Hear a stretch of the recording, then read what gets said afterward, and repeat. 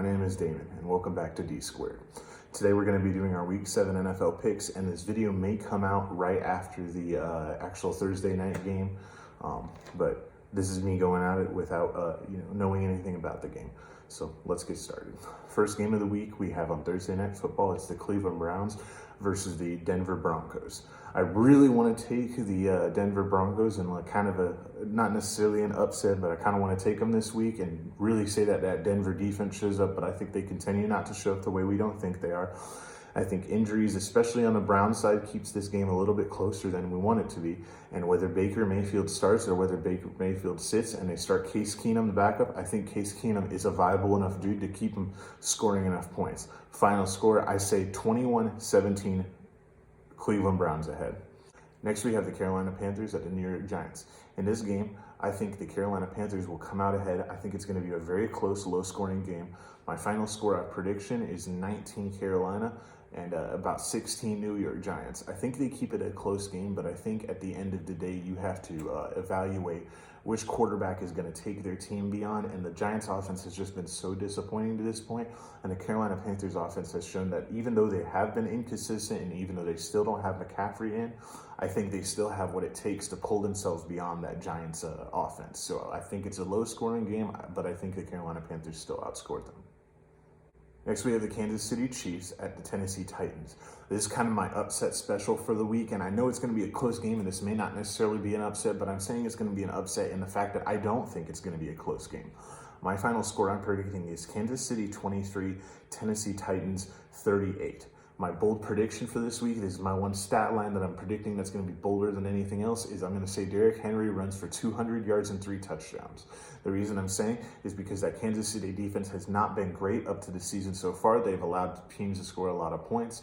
And even though the Tennessee Titans defense hasn't been much better, Patrick Mahomes and his offense has been struggling. And with Kareem Hunt out for the what looks like at least a few more weeks to the season now, they don't have a viable option at running back. Now, there's a chance that before Sunday they get a trade from the Indianapolis Colts for like a Marlon Mack or re-sign somebody, but I don't think they're going to have the firepower to be able to keep up with the Tennessee Titans offense, and I think Derrick Henry is going to have a career day and go off on that team to surprise everybody and show that they're the new favorites to win the AFC Championship.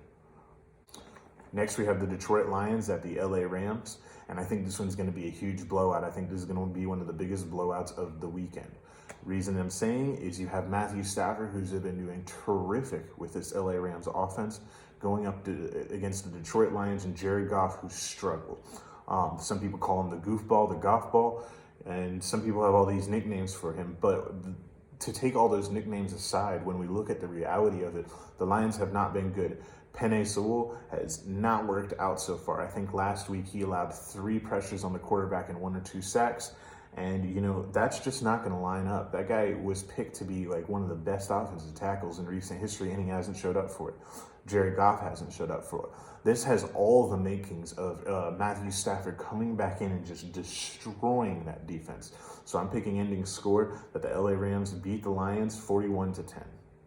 Next, we have Philadelphia versus the Las Vegas Raiders. In this game, it's kind of a toss-up of which team you think is going to be better. I think the Raiders have a little bit of an edge, and here's why. That Philadelphia Eagles offense and defense, especially the offense, doesn't have a whole lot of talent on it. You have Devontae Smith and Dallas Goedert, but Jalen Hurts hasn't been overperforming. He's had a few games where he's looked a little bit good and shown some promise and shown that talent, and then he's had a few games where he looks like a complete dud. Same thing with their defense. Meanwhile, on the Las Vegas Raiders side, they got out to a hot start, and a lot of people are discounting them, but they forget that they put up a really good fight and beat the Baltimore Ravens on Monday Night Football, the beginning week of the season, or Thursday Night Football, my bad. So when we go through all these things, you have to think about it and say, maybe Gruden was the problem, and they wouldn't have had that down week and been down morally as a team if Gruden hadn't been there and had been fired earlier. Maybe they all knew this was going to come. So taking all that into fact, I say that the Las Vegas Raiders win 31-21, and it may even be more points than that, but I'm going to say that Philadelphia at least keeps it close for the beginning before the Las Vegas Raiders just trounce them the rest of the game. Next, we have the New York Jets at the New England Patriots. And in this game, I think Mac Jones is really going to show us how he's been steadily improving. If you look at his yards per attempt and, completion percentage and a few other stats, that stuff has steadily been trending up. Now, I know some of the numbers have been going up and down, but everything as a group, making his passer rating and his pass attempts downfield, it's been slowly trending up, and he's looking like he's starting to put it together. We just need him to get that deep pass and those deep things going. But I think other than that, Mac Jones is doing fine. He may not be the Messiah that New England thinks he's going to be and the bridge from Brady, but he's definitely a viable starting quarterback, and he's proving that in this league, and he has been maybe not necessarily the most talented of all the rookies, but most successful in my opinion. Meanwhile, this Jets team is a terrible organization. Y'all hear me talk about it a lot on this channel, but I think the Jets are basically the new Browns.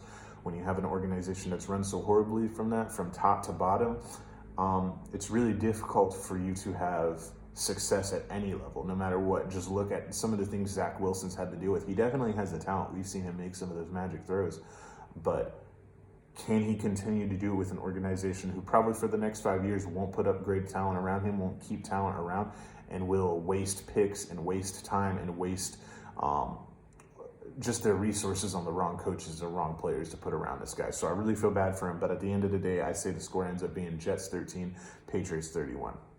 So that'll be it for this video, guys. I'll be coming out with a video tomorrow morning or later tonight. I'll probably release another video. I'm just splitting it into two parts because I'm a new YouTuber and I want to be able to get those separate videos so I can show you guys my repertoire. But all the rest of the games will be in the next video. So if you click it down in the description or put it in here, it should be in the related stuff. I'll also put it in a playlist so you guys can get to it easily. Thank you for watching.